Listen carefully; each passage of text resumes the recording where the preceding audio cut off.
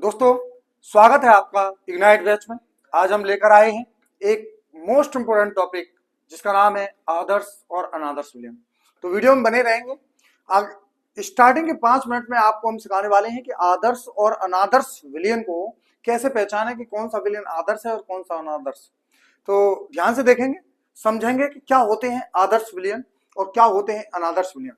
तो समझते हैं आदर्श और अनादर्श विलयन के बारे में कि आदर्श क्या है। तो आदर्श शब्द जैसे आपने सुना है आदर्श, लेकिन दुनिया में वास्तविकता में अगर ईमानदारी से देखें तो आदर्श कुछ चीज नहीं होती, कोई भी चीज आदर्श नहीं होती है। फिर ये आदर्श शब्द का मतलब क्या है? इस आदर्श का मतलब है कि वो कंडीशंस जहां पर कोई भी चीज, कोई भी विलयन आदर्श हो सकता है, तो कौन सी कंडीशन है। तो क्या कंडीशन है वो? जैसे हमने 20 ml पानी लिया H2 और 20 ml अल्कोहल लिया। अगर दोनों ही चीजों को 20 ml पानी और 20 ml अल्कोहल को ऐड कर दें तो ये जो आयतन है जुड़ने के बाद वो कितना हो जाएगा? तो क्या आपका दिमाग क्या कहता है कि कितना हो जाएगा? ये 40 ml होगा या 40 ml से ज्यादा होगा या 40 ml से कम? 40 ml ज्यादा या कम? तो क्या आप क्या समझ पा रहे हैं कि क्या होने वाला है इसका आंसर? तो कुछ लोगों को हो सकता है लग रहा होगा कि 40 ही ml होगा, क्योंकि 20 ml जुड़कर तो 40 ml होगा। लेकिन वास्तविकता यह है दोस्तों कि ये 40 ml नहीं होगा। यही इस चैप्टर की और इस टॉपिक की खास बात है कि आदर्श विलयन और अनादर्श विलयन इसी बात से समझ में आएगा कि कौन से विलयन आदर्श होते हैं और कौन से विलयन अनादर्श होते हैं। तो हमने कहा कि 20 ml और 20 ml पानी को अल्कोहल को जोड़ें, 20 ml पानी को 20 ml अल्कोहल को जोड़ेंगे तो ये 40 ml से या तो ज्यादा होगा या कम होगा, लेकिन 40 ml नहीं होगा, ये निश्चित है। अब बात करते हैं कि ऐसा क्यों हो रहा है, ऐसा किस वजह से हुआ।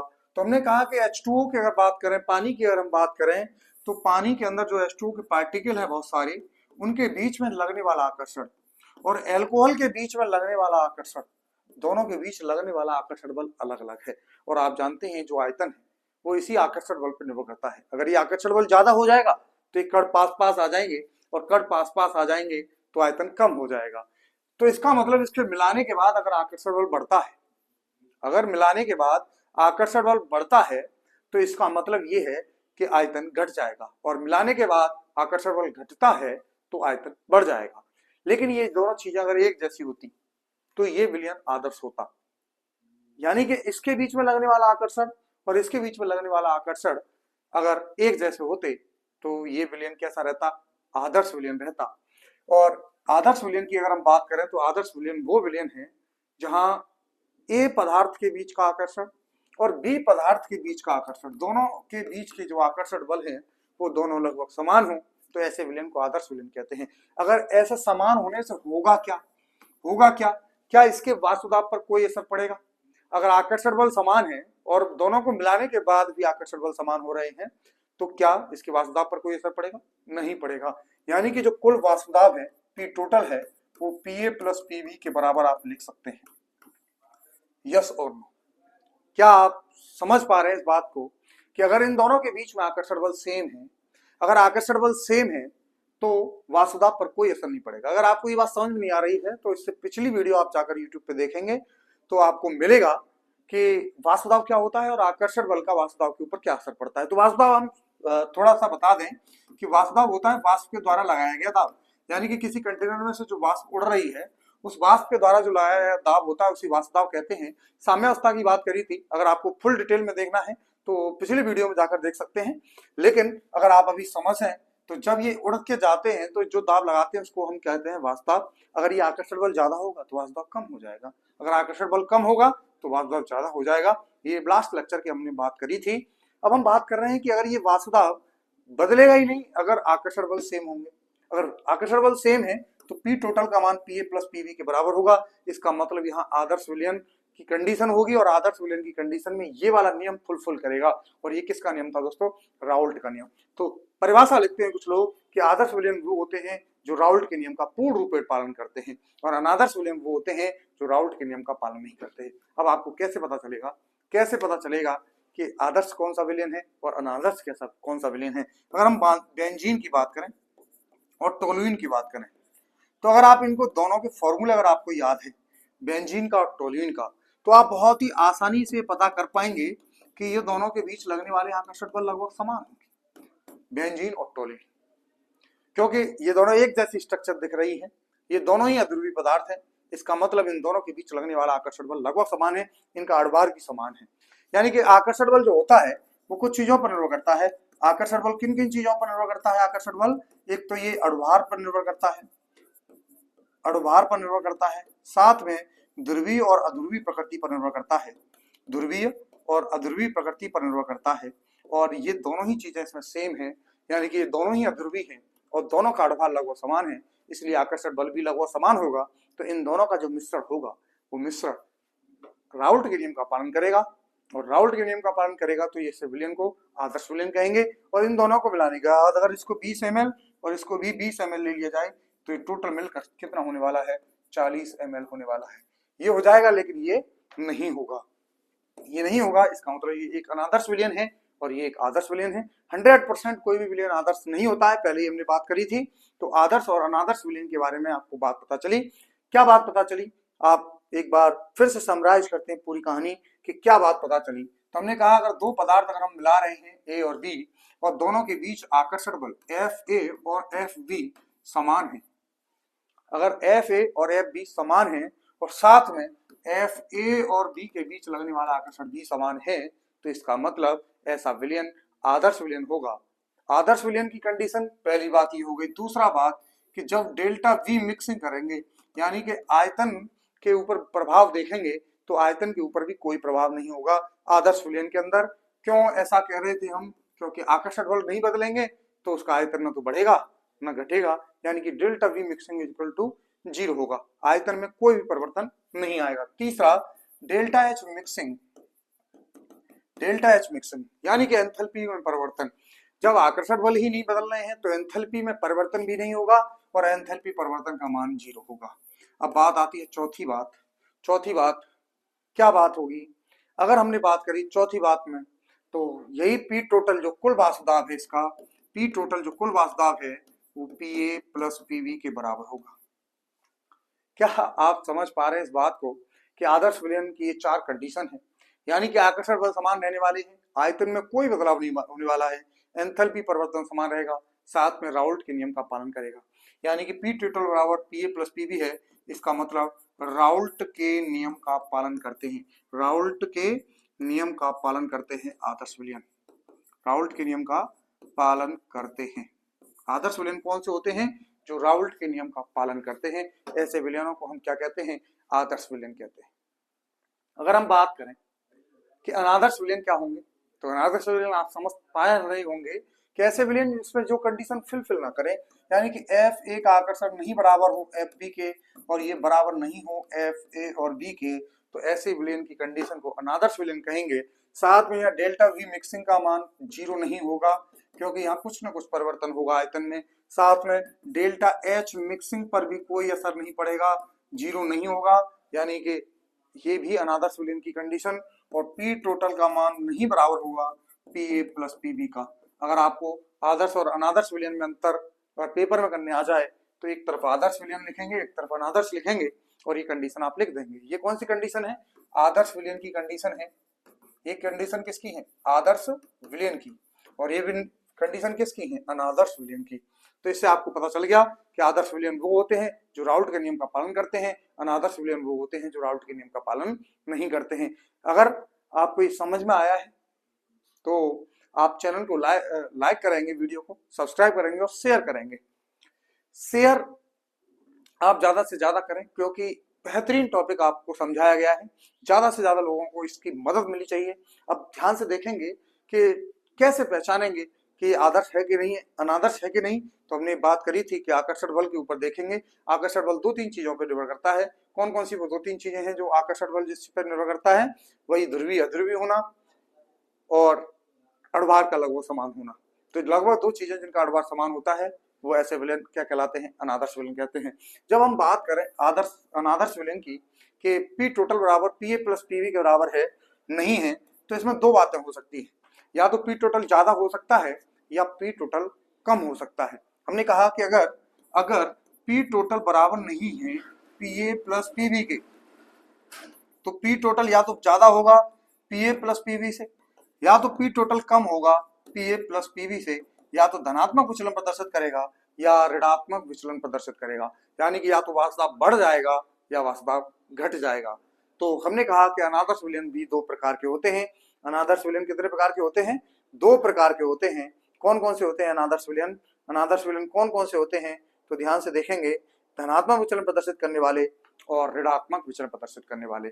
अब देखिए जरा, हमने कहा अनादर्श विलयन के प्रकार, तो कितने प्रकार के होते हैं अनादर्श विलयन? तो अनादर्श विलयन दोस्तों दो प्रकार के होते हैं, धनात्मक विचलन प्रदर्शित करने वाले और ऋणात्मक विचलन प्रदर्शित करने वाले।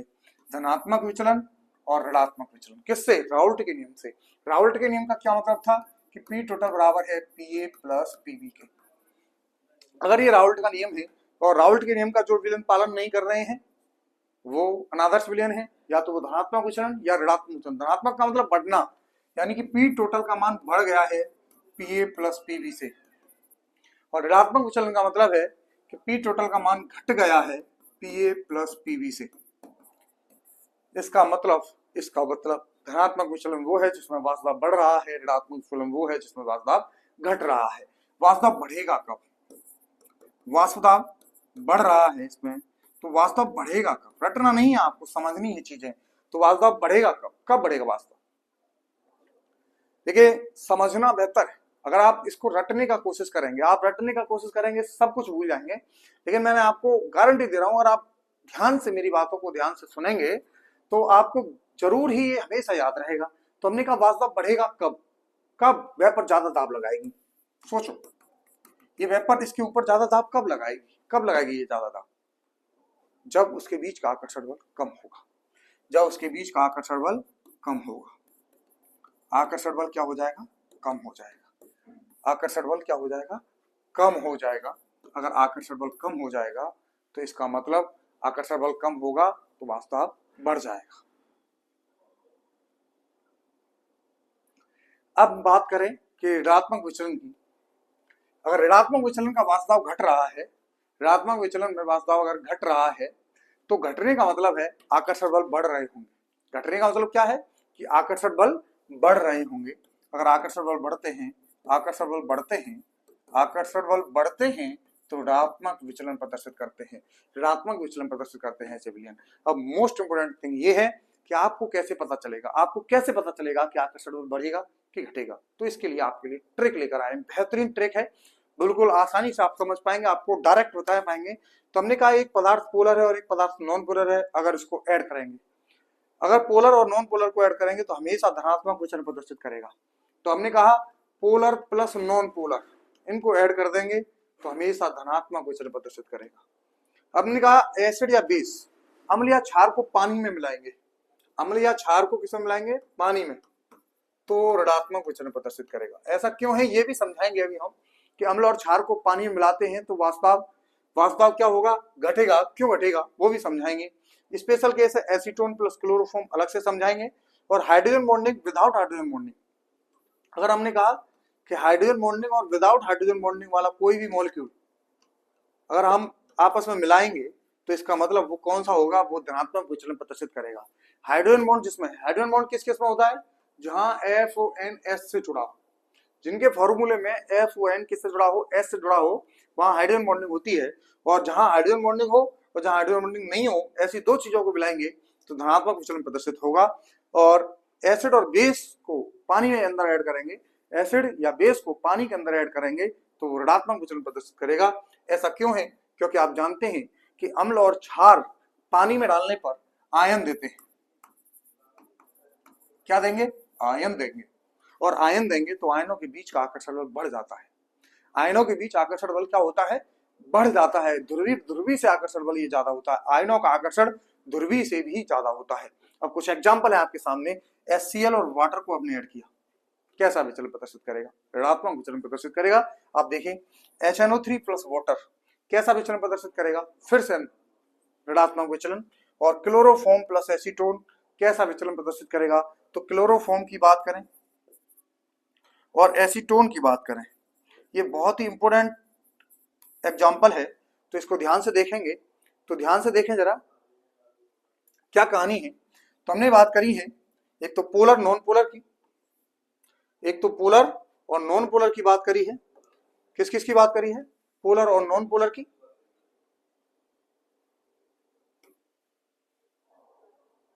किस किस की बात करी है? पोलर और नॉन पोलर की। साथ में हमने बात करी है एसिड प्लस बेस वाटर के अंदर ऐड करने की। साथ में हमने बात करी है स्पेशल केस है एसीटोन प्लस क्लोरोफॉर्म। तो इसके बारे में बात करें हम, एसीटोन प्लस क्लोरोफॉर्म, अगर इन दोनों की बात करें तो इसके बीच में हाइड्रोजन बॉन्ड बनने लगता है। पहले हाइड्रोजन बॉन्ड नहीं है ना, तो एसीटोन में देखो CH3CO CH3, यहाँ न तो F न O न N S से जुड़ा है।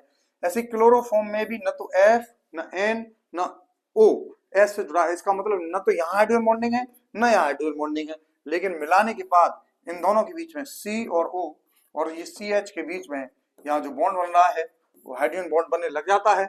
इससे इसका आकर्षण बल बढ़ जाता है और ऐसे ऋणात्मक विचलन प्रदर्शित करते हैं। फिर से वही फिनोल और एनिलीन, एसिड और बेस मिक्स करेंगे, फिर से वो आयनों में बदल जाएंगे और आयनों में बदल जाएंगे तो आकर्षण बल बढ़ेगा और आकर्षण बल बढ़ेगा तो ऋणात्मक विचलन प्रदर्शित करते हैं। तो हमने कहा आकर्षण बल बढ़ता है तो ऋणात्मक विचलन प्रदर्शित करते हैं। और कैसे पता चलता है कि अगर एसिड और बेस पानी में डाल दें तो ऋणात्मक विचलन है। एसीटोन और क्लोरोफॉर्म इसका एक विशेष उदाहरण है। साथ में हम धनात्मक विचलन की बात करते हैं तो ये आपके पास में एग्जांपल है एथिनॉल और पानी। यानी कि हमने कहा हाइड्रोजन बॉन्डिंग की बात करें, एक में हाइड्रोजन बॉन्ड है और एक में नहीं, यानी कि एक में प्रबल हाइड्रोजन बॉन्ड है और एक में दुर्बल हाइड्रोजन बॉन्ड है, तो ऐसे विलयन धनात्मक विचलन प्रदर्शित करेंगे। हमने कहा एसीटोन और बेंजीन पोलर और नॉन पोलर, ध्रुवीय है ये अध्रुवीय है, तो धनात्मक विचलन प्रदर्शित करेंगे। यही पहला एग्जांपल था, पोलर और नॉन पोलर जहां कहीं भी ऐड करेंगे तो वो धनात्मक विचलन प्रदर्शित करेंगे। तो हमने आपको बहुत ही अच्छे एग्जांपल से समझाया है कि कौन से विलयन धनात्मक विचलन प्रदर्शित करते हैं और कौन से विलयन ऋणात्मक विचलन प्रदर्शित करते हैं। आगे देखते हैं और इंपोर्टेंट बातें, तो ध्यान से देखेंगे कि आदर्श और अनादर्श विलयन, तो वही हमने अंतर जो लिख दिया था अभी बोर्ड पे, वही अंतर आपके सामने है। राउल्ट के नियम का पालन करते हैं, राउल्ट के नियम का पालन नहीं करते हैं, या delta H delta V mixing का मान 0 है या मिक्सिंग का मान 0 नहीं है, और यहाँ आकर्षण बल अलग अलग है और यहाँ आकर्षण बल सेम है। तो इस तरीके से हमने बात करी थी, साथ में बताया था अनादर्श विलयन दो प्रकार के हैं, धनात्मक विचलन वाले और ऋणात्मक विचलन वाले। अगर आकर्षण बल बढ़ेगा तो ऋणात्मक विचलन प्रदर्शित करेगा और आकर्षण बल घटेगा तो धनात्मक विचलन प्रदर्शित करेगा। अब हम ध्यान से देखें आगे के टॉपिक्स, बहुत इंपोर्टेंट टॉपिक है। और क्वेश्चंस के बारे में बात करें हम, तो सबसे पहला क्वेश्चन आपके सामने स्क्रीन पर दिखाई दे रहा है आपको, आदर्श विलयन वह होता है जिसमें कौन सा होता है बताइए? ऊष्मा परिवर्तन होगा? नहीं होता है। आयतन में परिवर्तन होता है? नहीं होता है। आदर्श विलयन के अंदर बताया था कि डेल्टा H मिक्सिंग का मान भी 0 है, डेल्टा V मिक्सिंग का मान भी 0 है। और बात करें राउल्ट के नियम का पूर्णतः लागू होता है, राउल्ट के नियम का पालन करते हैं, तो आदर्श विलयन बिल्कुल सही बात है, राउल्ट के नियम का पालन करते हैं, इसका मतलब इसका सी ऑप्शन होता है। तो इसी तरीके से देखेंगे इंपोर्टेंट क्वेश्चंस को। और इंपोर्टेंट क्वेश्चन देखें, ध्यान से देखें, निम्न में से कौन सा आदर्श विलयन का उदाहरण है? तो हमने बताया था आदर्श विलयन की पहचान कि एक जैसे आकर्षण बल हो, यानी कि दोनों या तो ध्रुवीय हो या दोनों ध्रुवीय हो, अड़भार उनके लगभग समान हो। तो एथिनॉल और जल अभी बताया था धनात्मक विचलन प्रदर्शित करता है। तो बेंजीन और टोल्यूइन, देखिए जरा, हमने यही बात करी थी कि बेंजीन है और एक टोल्यूइन है, दोनों ही अध्रुवीय हैं, दोनों के अड़भार लगभग समान है। इसका मतलब ये कैसा विलयन हो गया? आदर्श विलयन हो गया। एसीटोन और क्लोरोफॉर्म के बारे में बताया था अभी, एसीटोन और क्लोरोफॉर्म ऋणात्मक विचलन प्रदर्शित करते हैं, HCl और जल ऋणात्मक विचलन प्रदर्शित करते हैं। तो इस तरीके से इसका आंसर बी हो जाता है। हम देखें अनादर्श विलयन में क्या होता है, क्या डेल्टा H 0 होगा? नहीं होता। डेल्टा V 0 होता है? नहीं होता। राउल्ट के नियम का लागू नहीं होता, बिल्कुल सही बात कि अनादर्श विलयन में राउल्ट का नियम लागू नहीं होता है। अगला क्वेश्चन देखेंगे, धनात्मक विचलन में बताइए, धनात्मक विचलन में क्या होता है? P टोटल बढ़ जाता है Pa प्लस Pb से, और ऋणात्मक विचलन में क्या होता है? P टोटल घट जाता है Pa प्लस Pb से। इसका मतलब इसमें कौन सा आंसर होगा? जिसमें वाष्प बढ़ रहा होगा। तो वाष्प कम होता है, वाष्प अधिक होता है। तो क्या हो गया? धनात्मक विचलन में वाष्प अधिक होता है। साथ में देख लीजिए डेल्टा H ऋणात्मक होता है क्या? इसमें डेल्टा H ऋणात्मक होगा। अब ध्यान से देखेंगे, वाष्प बढ़ने का मतलब है आकर्षण बल घटेगा, आकर्षण बल घटेगा और बल घटेगा, आकर्षण बल घटता है। अब देखिए जरा ध्यान से कुछ चीजें, कि जैसे अगर मान लीजिए आकर्षण बल अगर कहीं बढ़ रहा है तो ऊर्जा निकलेगी, बढ़ेगा तो ऊर्जा निकलेगी, ऊर्जा क्या होगा? निकलेगी, क्योंकि आकर्षण बल बढ़ रहा है, अगर आकर्षण बल घट रहा है तो ऊर्जा ग्रहण होगी। तो आकर्षण बल बढ़ेगा तो डेल्टा एच का मान पॉजिटिव हो जाएगा, सॉरी नेगेटिव हो जाएगा, क्योंकि ऊर्जा निकलेगी। अगर आकर्षण बल बढ़ता है तो डेल्टा एच का मान नेगेटिव है।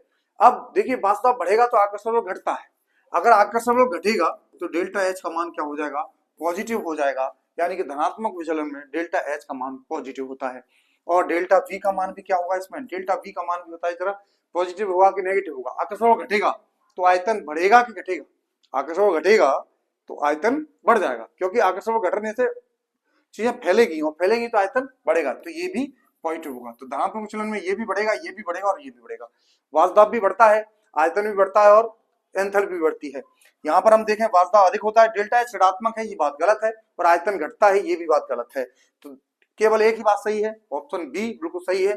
तो इसलिए चारों ऑप्शन जरूर देखेंगे, क्योंकि एक से ज्यादा क्वेश्चन आंसर भी कभी कभी सही हो सकते हैं, इसलिए ध्यान से देखेंगे सभी आंसर्स को।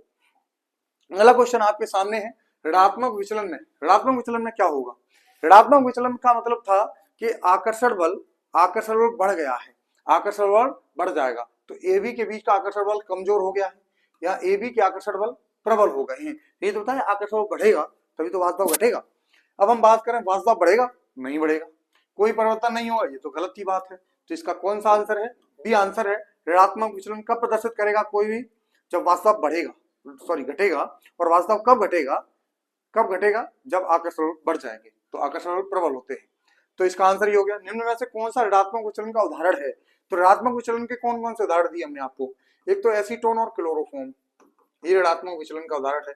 दूसरा, कोई भी एसिड वाटर में, एसिड या बेस वाटर में डाल दे, एसिड या बेस किस में डाल दे, पानी में डाल दे, तो ये ऋणात्मक विचलन प्रदर्शित करते हैं। तो देखिए जरा इनमें से कौन सा, ये तो है नहीं, तो एसीटोन बेंजीन है नहीं, तो HCl और जल, एसिड प्लस वाटर, ये किसका उदाहरण हो गया, ऋणात्मक विचलन का उदाहरण हो गया।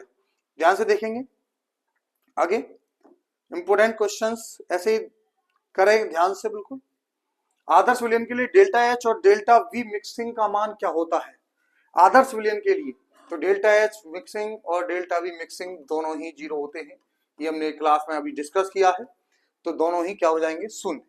अब जब ए बी का आकर्षण ए और बी से कम होते हैं, जब ए बी का आकर्षण बल कम होता है, यानी कि आकर्षण बल घटेगा तो वाष्पदाब बढ़ेगा। ए बी का आकर्षण बल ए और बी से कम होता है, यानी कि ए और बी का आकर्षण बल, ए और बी का आकर्षण बल कम है, तो वाष्पदाब बढ़ेगा, और वाष्पदाब बढ़ेगा तो कौन सा विचलन प्रदर्शित करेगा, धनात्मक विचलन प्रदर्शित करेगा। देखिए बहुत ही आसान से क्वेश्चन है, कंसेप्ट क्लियर हो जाएगा जरूर, लेकिन तो ध्यान से देखेंगे और आगे क्वेश्चंस।